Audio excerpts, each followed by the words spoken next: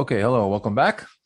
Back with David Ryan, and we're going to first start off by going over some topics that we covered here. We covered a lot these days, these last several days, going through this Master Trader Program curriculum. We started off with categories and catalysts, talked about valuation. We talked about the trend and how you want to make sure that the stocks that you're considering are in a stage two uptrend. Remember, 98% of big winning stocks are in stage two uptrends. So there's no reason to go look anywhere else other than stage two uptrends.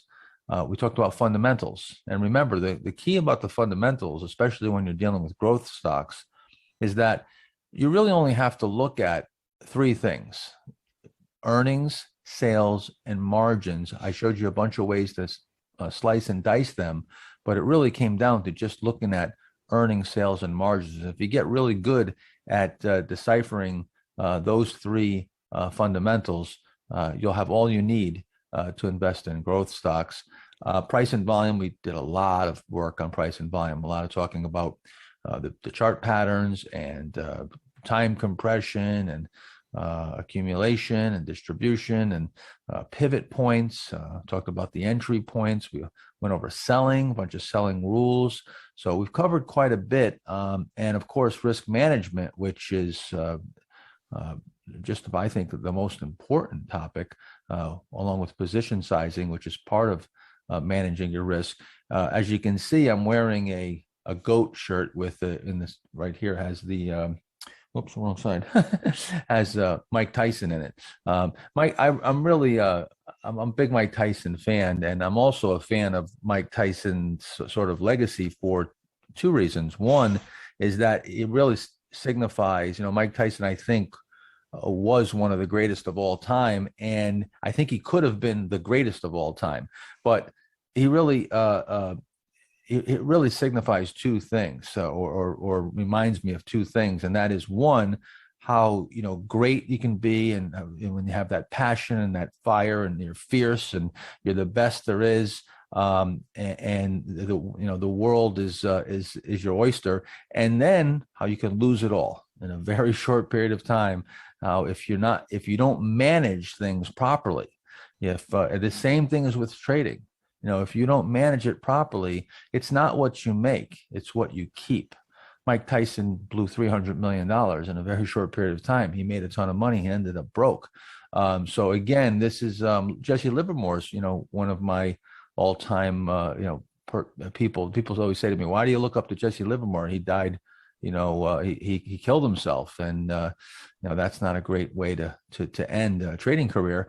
But again, once again, it signifies the same thing, where how, trading could get you where you could get ill from trading. Risk management is so important because people get sick, and they're gambling problems too. They end up treating trading like gambling, and so it can be very dangerous if you don't apply the rules that we just shared with you for over these days. And we're gonna go over another very important topic right now. Dave, I just want you to we all started, and we had some success, and then we took our lumps, and I just want you to talk to that point of the type of environment that we've been in for a number of years now, where it's very frothy, and everybody's making money, and Bitcoin and SPACs and you name it. It reminds me very much of 1999.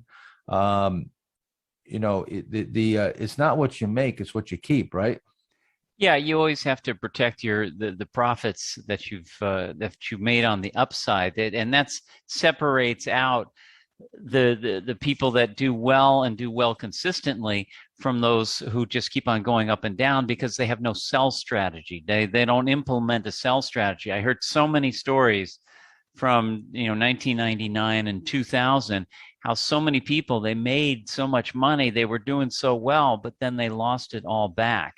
And and we've been in a very, very, I'd say, liquidity fed market, where the Fed and the government is just pushing out so much money to get the economy going. So much of it is finding its way into into the stock market, that this and especially the last year is, to me, is a very unusual time that only comes around once every 20 years.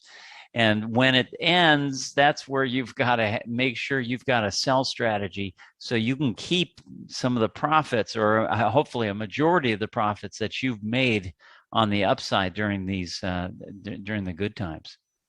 Yeah, so we've given you a whole bunch of rules and an approach here to not only finding the type of stocks that can make big moves and fast moves, but also how to enter them at low risk entry points, selling them when they're vulnerable, managing the risk, position sizing, all this now. But you're going to implement this, and the next thing that we're going to talk about is really just about the most important, and it also happens to be one of the things that a lot of traders neglect and they just don't do.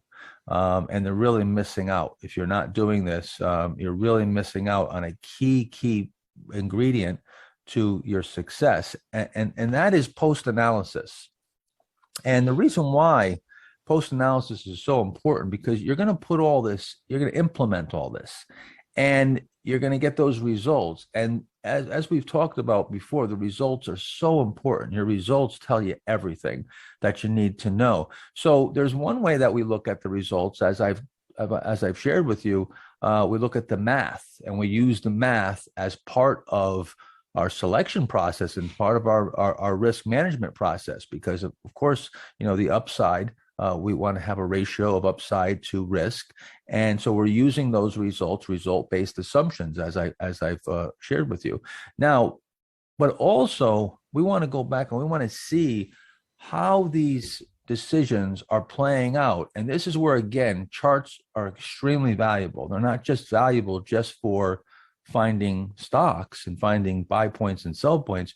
They're even valuable to do after analysis, to take a look at what actually happened. And the key is to find your own personal common threads, common denominators. I assure you that if you do this and you go back, and this goes back, Dave, from the very first seminar that I went to, which was a long time ago, I don't know, 25 years ago or so, close to 30 years ago, where I went and saw Dave and Bill O'Neill, and it just said very simply, just get a red pen and a green pen and mark where you bought and where you sold, and lay those out and take a look at your last 100 trades, 200 trades, and you're going to find a common denominator. You're going to find something that you do over and over and over, good and bad. You're going to see some things that you do that may be perfect. And you go, wow, that's great. I buy just right. I've been buying just right. I make really good buys. But you might say, I sell too soon. I constantly sell too soon. Or I give back a lot of my gain. I have a good gain, but then I give it all back. That was one of my problems. I would give back a lot of the profits, and I wouldn't lock them down. So you'll see this common, and for each person it'll be different. Some might be the same and some might be completely different, but it's a very personal personal exploration, if you will, to go in here and see. And now I have a unique way of doing this. I'm going to show you. The first part we're going to look at isn't that unique, but then I turn it into something that I think is fairly unique, and how I sort of quantify this. If you haven't noticed already, I pretty much try to quantify everything. You can see that I really take everything and make it as scientific as I can, try to quantify it and really systematize it and make it a methodology. But that science can only get us so far. There's still experience and skill involved. It's an art. So try to use as much as I can to bring in the quantifiable, or take whatever is quantifiable and quantify it, so I can eliminate as much guesswork as possible, and then apply that experience and that skill to the science. So let's take a look here.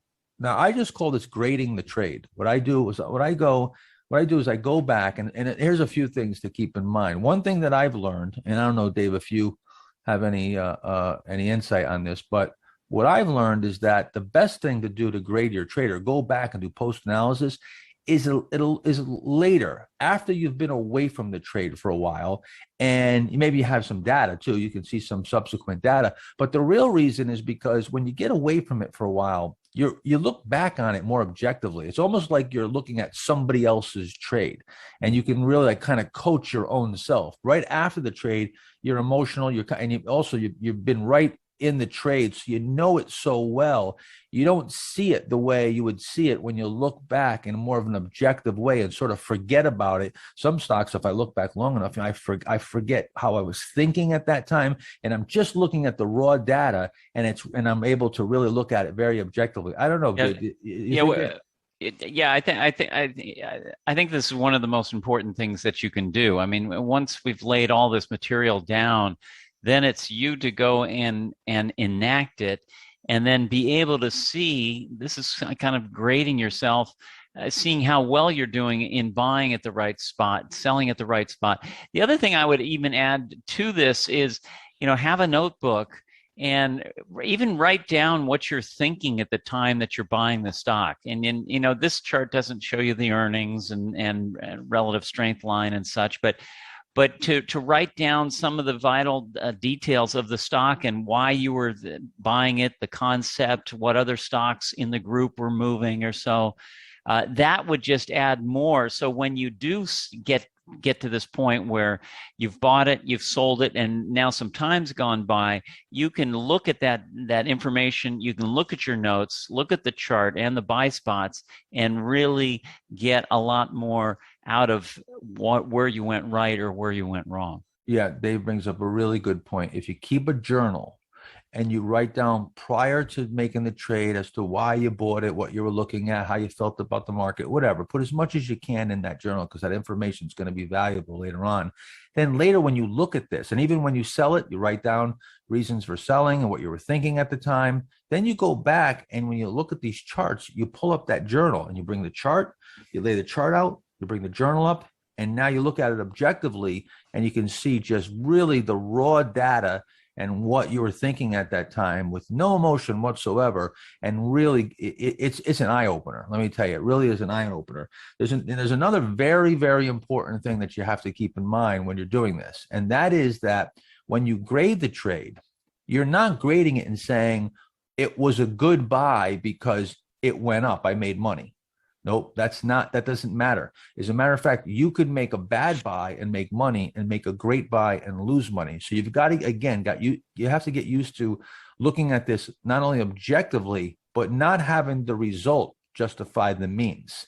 So, and I'm going to show you this right now, and how what I mean by that, and how I would grade my own trades. And these are actual trades that I did. So this first one is Ford Motor, right? So I bought the stock right here. You can see, it's very, very tight. You can see a little VCP, big base, came out over here, but just started to get into an uptrend. So I bought it coming out right here. I actually bought it here when it first started turning up. And then it tightened up a little bit more, and I actually added to it right here. Now, I graded those as good buys, not because it went up after, simply because they came off of a really nice, tight entry there. Went in with a plan, and stuck to the plan. Now, you can see the stock went up 1, 2, 3, 4, 5, looks like maybe 6 or 7 out of 8 or 9 days. So that's pretty good. I mean, it was up the next day, one little pullback, tennis ball action. You've just got a 1-day natural reaction. This is acting great, right? So now in the first real sort of downturn here, I sell it. So you can see I'm short-term trading this. I was just looking at this. I know, I'm on top of this and watching it real closely and just trying to nail my profit down. But really, I graded this as an early sell, even though you may look at this and say, well, this was great. I mean, he bought, perfect here, right into strength, and took a nice profit. But I didn't even go through the first natural reaction. Now, if you're short-term trading and, this could have been your plan, and that's fine.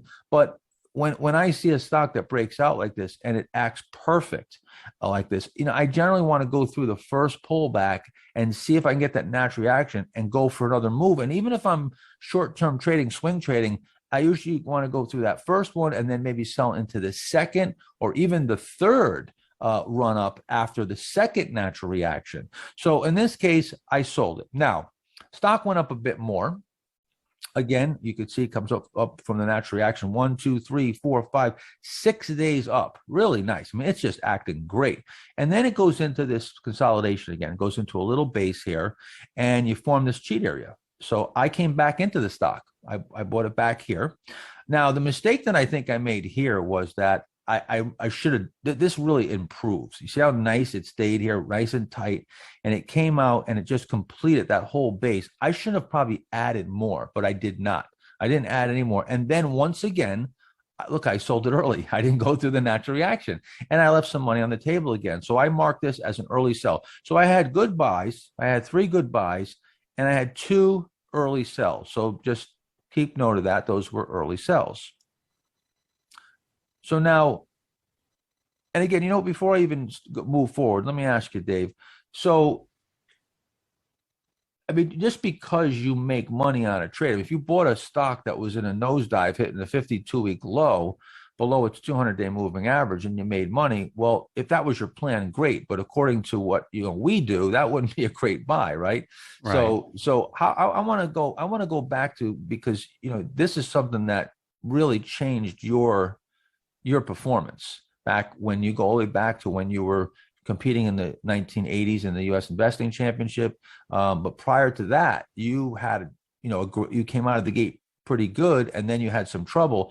This is sort of what got you back on track, right? Yeah, it's just it was so eye-opening because I was so disgusted with losing more than half my account after doing well, that I just sat down one weekend and I just went through every stock. I just tore it out of the printed book at the time of the charts and just started marking them up, and one after another I just found I was buying extended stocks. And so I just said, look, I'm going to be completely focused on just buying a very tight setup near highs and buying the breakout, and I didn't care what anything else looked like. And no pullback buys, no deep buys or anything like that. And that's when I really turned my performance around. So you were buying extended. Was there anything else that you noticed that was sort of a common denominator, or something that was the sort of the light bulb that went off? No, that was the number one thing. I was doing a fine job selling, but I was getting chopped up so badly because I was always buying extended stocks. Then they'd start pulling in and they would hit my stop point, or they'd come in 7% because I was already buying them out 10% or more. That then I would take all these small sales and losses, and they just kept on adding up. So Yeah. it, yeah. So well, my issues were, that was one of them. That was one of my main issues. That I was buying them. I wasn't good enough yet to recognize them instead of after the fact. Once they were up, then I'm going, oh yeah, I see the breakout now, but I wasn't anticipating it. So then when it went right through that buy point, I was in right away. So I was also buying the stocks extended. A couple other things were, I was selling too soon, and I still sell too soon to this day. It's really like sort of a thing in me that I just like to hear the cash register ring. So to me, I don't really care if it goes much higher, although I try to optimize and try to get all the juice out of the lemon I can. I'm more interested in nailing down profits. So that was something that was another common denominator that I saw early on.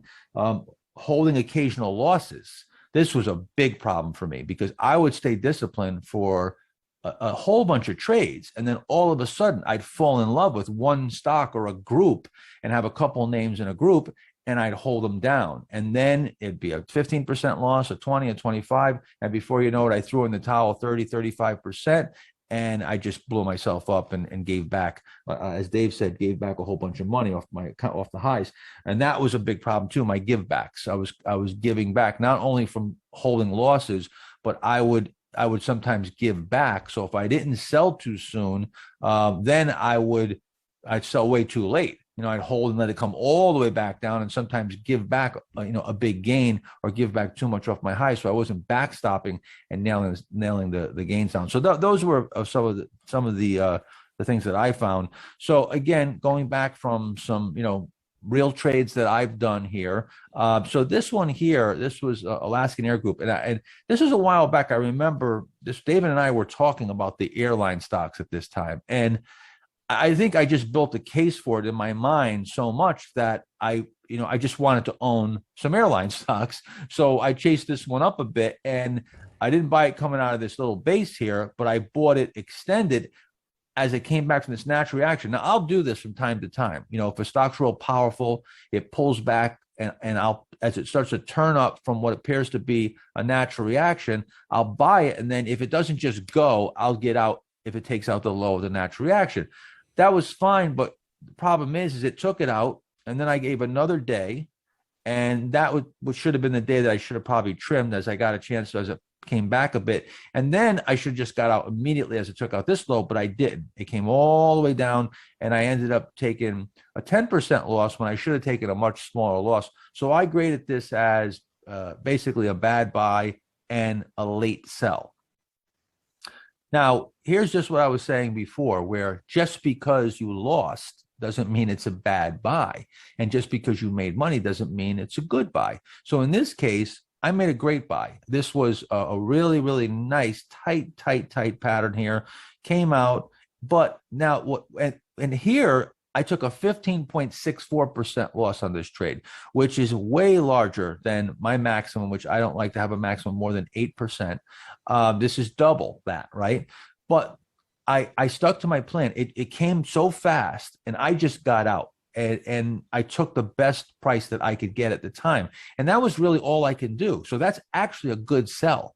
Now, I don't know, that stock could have plummeted. I mean, look at what happened later on this gap. That could have been that day. That the same thing could have happened. So I got out. I just got out. I took the next best price. I got out. And that's a good sell. See, even though it's I took a big loss, that's a good sell. So here on Baidu, this came out of a big base here. Actually had a nice little cheat area right here. It came off a little pullback buy, broke out of the cheat, and then you form this little handle. So I bought it coming out of the handle.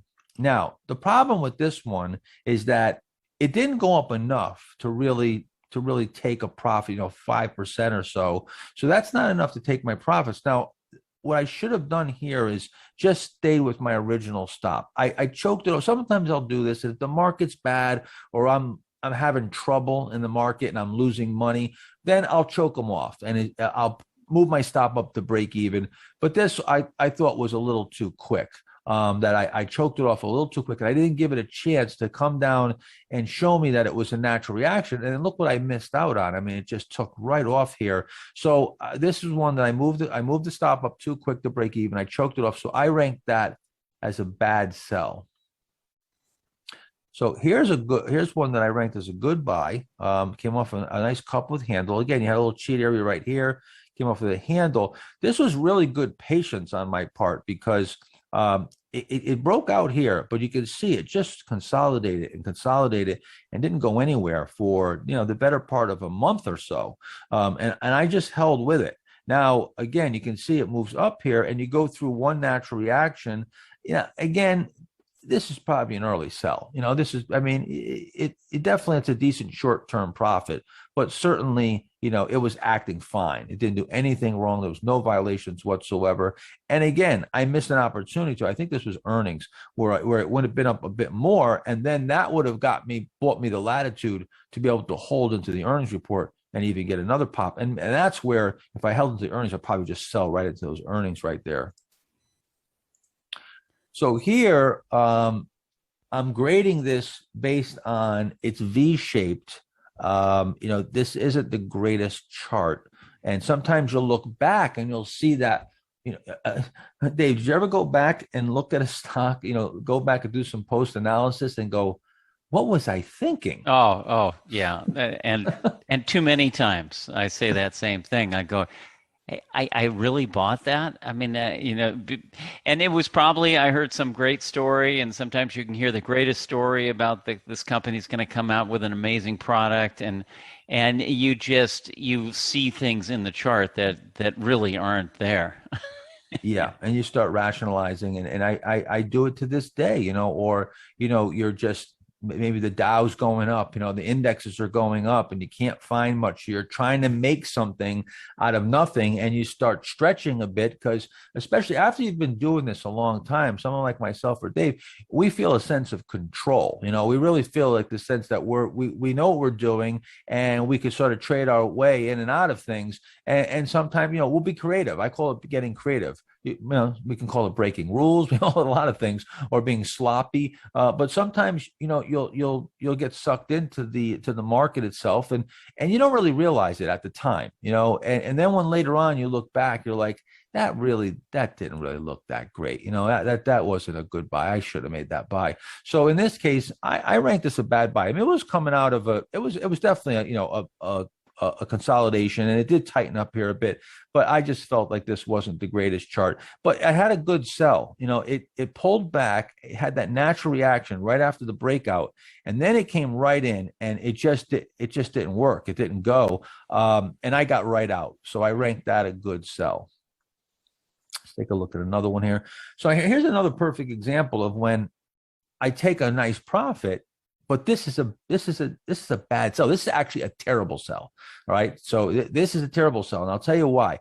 So this came out of a power play, and power plays, you want to try to give them 20 to 50 days, and you want to try to play these. If they're not doing anything wrong, you really want to give them the benefit of the doubt because they can make huge gains in a short period of time. You heard Mark Ritchie talk about this, and he gave you some of his sort of general rules of thumb for power plays, how many days to hold them and so forth. In this situation, maybe I should just backstop, but, I had a 20% profit. So I said, okay, I got 20%. I'm going to take the 20%.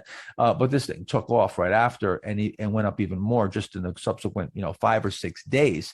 But again, this just came out. I bought it from this little cheat. Then it set up again here. It tightened up real nice, came out. This really, if you look at the breakout, I mean, I bought it off the cheap, but if you look at it coming out of this fully formed base, it really was only on like the 1, 2, what was it? 1, 2, 3, fourth day of breakout. So really was such a premature sell. But, I was probably just looking at the 20% profit. And again, I might have been at that time, having trouble, with some of my other trades. So what I'll do sometimes is I'll sell the stock to offset it. So if I have some losses, say, okay, I'm up 20%, this will wipe out and I'm back to break even. It'll wipe out some of those smaller losses I took. So I just want to get myself back to buoyancy and get that sometimes is my thinking. Now, of course, if you have a journal, you'll be able to refer to that and you'll see what you were thinking. You put in there and you say, last 5 trades, not doing well. I'm underwater here, down 6.2% on my portfolio, looking to offset. I'm selling this, taking profits because I'm just offsetting my losses here. And you'll see why you did it. And then you can even get more granular into looking at these. So let's take a look here. So here's another 20% profit. Again, I think, this just had earnings. It had a gap. It came up here. This is probably a bit early. It's a great buy coming up a nice base, really a perfect buy here. The patience to sit through, but maybe an early sell there. And then Microsoft, this is another one that was similar to Baidu. And you can just see how maybe time wore me out. So it broke out here of this base. And then it goes up, natural reaction, but then it comes back and it's just flobbing around here, tries to form a little cap, can't really come out of the cap very well, and then takes out the low of that little pattern and comes back near the break even. So I get out of it here. I don't even have this really graded, but just showing you. And now there's a new pivot. Now, the mistake here, though, is not that I sold it and clipped it off. I was protecting break even. That's not a huge error. But look, it tightens up so nice. I never buy it back, and now it takes off. And this really just improved. So I should have been buying it back, and that's the mistake. All right, so here's what I do with this information. I go back, and you really need a good number of trades. You do this, you should do post-analysis, immediately, even if you only have 10 trades. Start doing it right away and do it regularly, like maybe once a month, certainly once a quarter. But once you have a good amount of data, let's say you have 100 trades, a couple hundred trades, what I do is I then create a little report card. And then I put in categories in this particular little, and you don't want to make it too broad. You want to make, just maybe 3 or 4 categories. So one is the entry point. The other one is exiting at a profit. And the other one is exiting at a loss. And then within those, I'll put, okay, my entry point, excuse me, my entry point, bought too soon, bought too late, bought perfect, or it was a faulty setup that I probably shouldn't even have bought at all. Profit, sold too soon, sold too late, sold it perfect. Exit at a loss, cut the loss perfectly. That's just meaning that I set a 5% loss, hit that 5%, I'm out. Even if it blows through it and I get out the next best price, that's selling perfectly. Cut my loss too late, right? So it hit my stop, but I didn't sell it right away. And maybe I let it go even more. Or I cut my loss too soon, where now I crimped it off. I went into the trade saying, okay, I'm going to risk 5%. And then I got nervous and I got out of it. Maybe I only took, 2 or 3%. But for no reason other than the fact that I just sold it for my emotions, but the chart is acting fine. You always want to compare it to the chart. If it was acting fine, there was no violations. Well, then why'd you sell it, right? Why'd you sell it before the stop? The stop had not got hit yet. So now we have all this information, right? And we grade them and put them in each of these categories. And very simply, if you had 10 stocks and 5 of them were bought too soon, well, that's 5%, right? So I would put the percentages now. So this is completely hypothetical, but let's let's take a look at this. And okay, so you bought too soon, 5%, bought too late, 20%, bought perfect, 60%. Let me ask you a question. Bought perfect. Is 60% a good number? Dave, do you think 60% is a good number, seeing as we have pretty much all the parameters that we need?